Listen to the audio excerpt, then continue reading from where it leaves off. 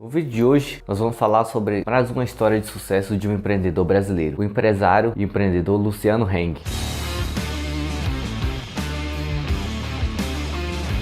Fala galera, tudo bem com vocês? Sejam bem-vindos mais uma vez ao canal Mente de Milhão, eu sou Robson Andrade e no vídeo de hoje nós vamos dar continuidade aos nossos episódios sobre a nossa pequena série das histórias de sucesso de alguns empreendedores brasileiros. Começamos pelo primeiro vídeo falando da história de sucesso de Wilson Matheus, o dono do grupo Matheus Supermercado, e no vídeo de hoje nós vamos falar sobre outro empreendedor também bem sucedido do nosso país, que é o Luciano Heng. Bom, Luciano Heng provavelmente é conhecido por muitas pessoas. Atualmente ele é conhecido como um dos maiores empreendedores do Brasil e também uma das pessoas mais polêmicas, até por estar envolvido aí em várias notícias que passam nos jornais e nos noticiários no decorrer desses últimos tempos. Para quem não conhece um pouco sobre a origem do Luciano Heng nasceu na cidade de Brusque, em Santa Catarina. Ele veio de uma família de origem humilde, pois os seus pais eram apenas operários de uma empresa têxtil, uma indústria têxtil que se chamava Carlos Renault, que foi uma empresa que ele também trabalhou uma parte da sua vida, mas isso um pouco depois. Luciano Heng já era destaque por alguns motivos. Ele teve a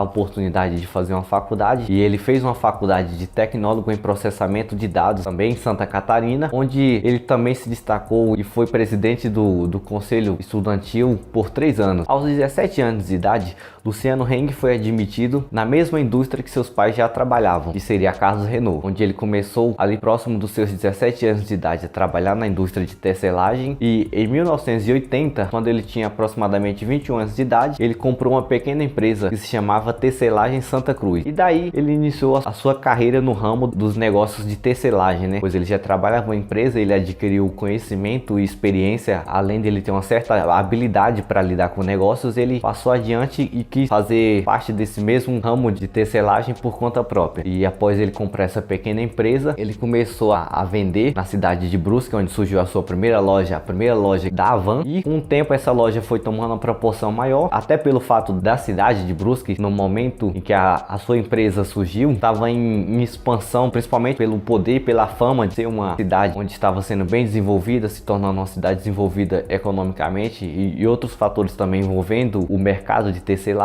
Ele obteve bons resultados. E essa foi a sua primeira loja. A sua primeira loja tinha aproximadamente só 45 metros quadrados. Era focada em importar tecidos e fazer a revenda. Importava e revendia tecidos, igual muitas empresas que também existiam na época. E com o tempo, com o passar das coisas e essa empresa começou a crescer, Luciano Heng teve a oportunidade de fazer uma viagem para os Estados Unidos, e lá nos Estados Unidos ele pôde observar o modelo de negócio que era adotado por grandes empresas que já existiam nos Estados Unidos. Então ele pegou e copiou esse modelo de negócio e o trouxe para cá para o Brasil. Então ele percebeu a questão de comprar vários itens, várias bugigangas, como muitas pessoas chamam, e diversificar a quantidade de itens em sua loja, que ainda por si era só uma. E a partir daí ele começou a criar um modelo de negócio onde ele tinha a questão de departamentalização, onde as pessoas podiam entrar em uma loja e procurar diversos itens diferentes, de várias quantidades diferentes também. Afinal, uma única loja dessa pode ter no momento, por exemplo, que ainda não tinha na época, mais de 10 mil itens diferentes para você escolher. Então é uma diversidade muito grande. É como se você quisesse procurar qualquer coisa dentro dessa loja e você encontraria. Na época também, Luciano Heng tinha um sócio, que era o Vanderlei. O nome Havan só surgiu porque é uma abreviação do sobrenome dele, Luciano Heng, e do nome do seu sócio, Vanderlei. E assim se tornaria Havan. Mas em 1991,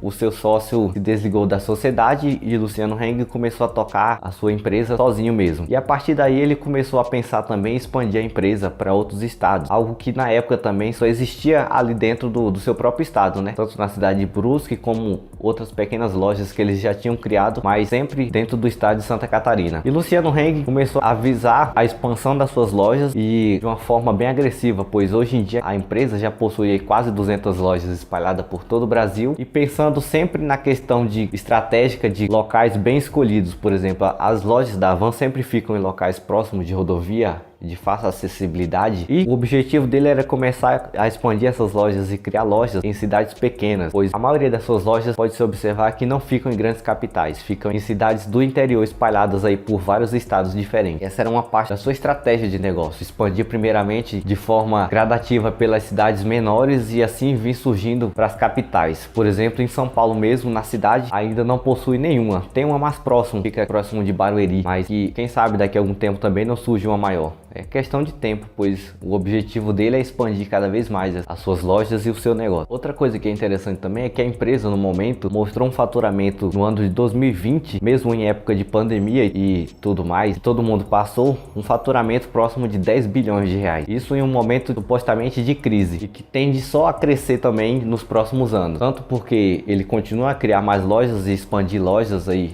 dentro de poucos meses ou dias surge uma nova loja em algum lugar e todas elas com a mesma característica. Provavelmente a Havan é mais conhecida por possuir uma estátua da Liberdade e um formato parecido com a Casa Branca, simplesmente pelo fato de quando Heng foi aos Estados Unidos ele se admirou, ficou admirado pelo modelo de negócios e ele também tem uma grande admiração pela forma tanto política quanto econômica que o país possui. E como forma de admiração ele adotou esse modelo de padronizar todas as empresas com a frente da Casa Branca e também a maioria delas possui uma estátua da Liberdade, uma réplica da estátua da Liberdade. Então se você passar em algum lugar do Brasil você vê uma grande estátua da Liberdade, provavelmente vai ter uma Havan também. Bom, como eu havia falado, a Havan hoje é uma mega empresa e ainda é coordenada apenas por uma pessoa. Embora ela tenha aproximadamente 5 diretores, o dono é apenas o Heng, pois ele diz que a empresa não é uma empresa familiar, onde o sucessor já está teoricamente determinado a assumir o cargo em seu local se possivelmente ele falecer ou coisas assim. Dizem até que é um assunto proibido a tocar dentro da empresa, a questão da sucessão. Acredito que ele não tenha planos de morrer tão fácil assim, ou tão cedo, né? Acho que ninguém tem, mas que ele deixa isso bem claro de que ele não tem intenção nenhuma de passar a empresa para outra pessoa. E há pouco tempo também surgiu até a questão do IPO, onde ele tentou abrir capital na bolsa de valores, mas por questões envolvendo algumas polêmicas e alguns problemas, principalmente com o fisco, ele não pôde fazer tal operação. O IPO, para quem não sabe, é uma espécie de oferta pública que as empresas fazem para captar recursos para suas operações. Por exemplo, a empresa quer expandir seus negócios em determinada região, em determinado país. Ela procura regularização pela CVM, a CVM vai liberar essa empresa para ela abrir o IPO e se ela estiver de acordo com todas as exigências, a empresa vai começar a captar recursos. Então ela vai emitir ações e através dessas ações ela vai captar recursos para ela expandir suas operações e com uma possível oferta de expansão também para os acionistas, né? Que são as pessoas que compram essas ações. Mas Luciano Heng ficou a boa parte da sua vida, mesmo possuindo esse império todo já há muito tempo, ele ficou um bom tempo discreto, pois ninguém nem sabia quem era o dono da Havan, que era Luciano Heng,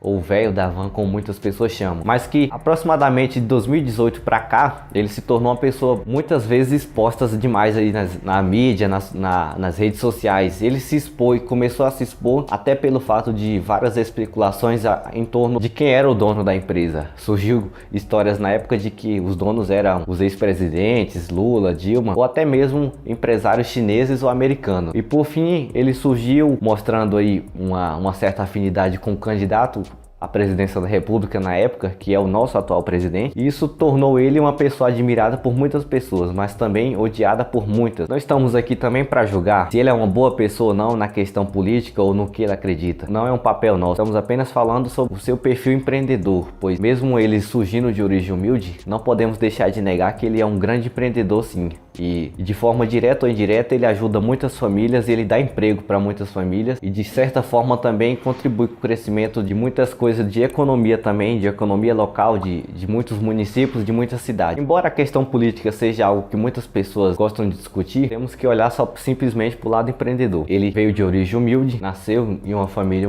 humilde, seus pais eram apenas operários de fábrica, onde ele também teve a oportunidade de trabalhar e inclusive usou isso, o conhecimento e as habilidades que ele tinham para criar sua própria empresa e que há muito tempo era desacreditada por algumas pessoas pelo fato de ser um modelo de negócio que fez outras grandes empresas desaparecerem nos anos 90 para cá, que também era por departamento pela diversificação de produtos. Ele continuou com seu projeto de expansão e que deu certo. Para outros talvez não deu tão certo quanto deu para ele. Pode ser até questão de sorte, eu não sei, mas que ele é um grande empreendedor, isso não podemos deixar de negar. E com o passar dos anos ele criou um grande império. Hoje em dia ele já está aí com quase 200 lojas e quem sabe daqui a algum tempo ele já não chegue até mais que isso. E vai ter loja aí por todo canto do Brasil. Ou quem sabe até fora do Brasil, né? O limite para essas pessoas que empreendem é praticamente nenhum. Então o que temos a esperar é só observar e estudar essas pessoas e procurar aprender algo também. Não que seja relacionado a questões religiosas ou políticas, mas sim para as pessoas que também querem possuir, criar seus próprios modelos de negócios e expandir